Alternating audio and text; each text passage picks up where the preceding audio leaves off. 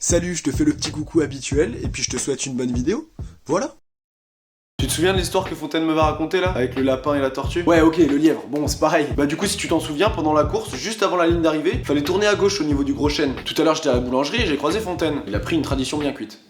Voilà, on s'en fout, on n'est pas là pour juger. Bref, on était à la boulangerie, dans la queue, on attendait que ce soit notre tour, et il m'a raconté justement que ce chêne, il était en embrouille avec un roseau qui avait juste à côté. Alors je lui ai demandé pourquoi les deux végétaux ils se disputaient, et il m'a expliqué que c'était encore pour des problèmes d'ego. Apparemment c'est le chêne qui aurait commencé à se moquer du roseau. C'était un truc du genre, mais roseau, en fait t'es tout petit. Moi je suis solide, je vais à la salle tous les jours. Et si le vent il se met à souffler, t'es obligé de baisser la tête comme une victime là. Ah la victime. En fait t'es trop une victime en fait. Bref, le chêne il commence à faire le malin. Mais le roseau c'est pas une victime, tu crois quoi? Il s'est pas laissé faire. Du coup il lui répond, peut-être que je baisse la tête, mais moi je résiste à n'importe quelle tempête. Un peu provoquant quand même, genre je te lance un défi. Et là il y a une petite pause dans l'embrouille parce qu'il y a une tortue qui commence à débarquer à 2 à l'heure. Un roseau, c'est qui? Bah je sais pas, je l'ai jamais vu moi. Moi non plus j'ai jamais vu, c'est chelou. Et 10 secondes plus tard, c'est un lièvre qui passe en trottinant. Eh, il se passe quoi? Il y a une fête, on n'est pas invité, c'est ça? Hep le chêne, change pas de sujet. Il y a une grosse tempête qui arrive, on va voir qui va résister le mieux. Eh mais y a aucun souci, petit microbe va. Et là c'est l'ouragan comme on l'a jamais vu. Ça souffle dans tous les sens. Les gouttes de pluie c'est des balles de tennis. Il y a des éclairs partout, c'est pire que dans une pâtisserie. Vraiment là c'est la fin du monde. Le vent il devient de plus en plus fort. T'as le roseau, il est comme ça, il a la tête dans les genoux, il comprend plus ce qui se passe. De l'autre côté t'as le chêne qui continue à faire le fier. Il veut résister face au vent là comme ça.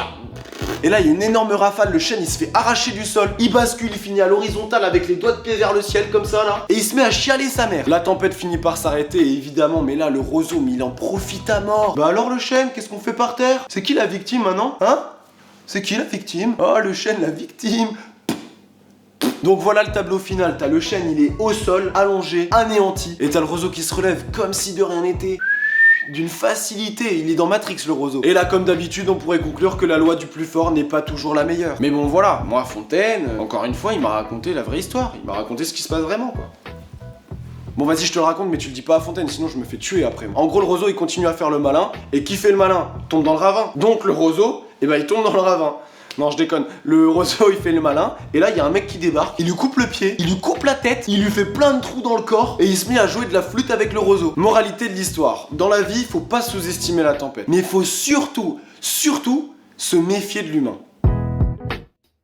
J'espère que cette vidéo t'a plu, si c'est le cas n'hésite pas à me le dire, et je te dis à la prochaine, je te fais des bisous. Voilà, ciao ciao.